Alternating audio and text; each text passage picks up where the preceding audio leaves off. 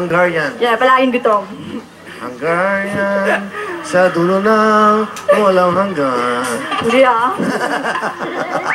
Okay, Alex, ilang taon ka na? 16.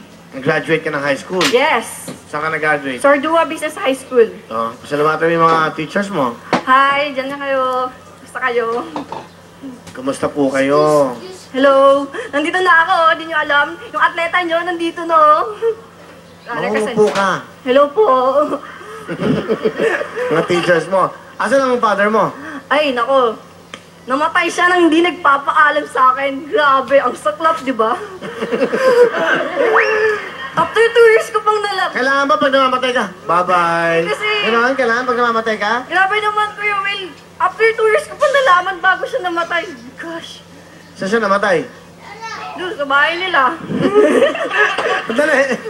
Yung tatay mo, di mo kasama sa bahay? Hindi. Ah, so yung nanay mo, Siya yung kasama ko. Hungarian.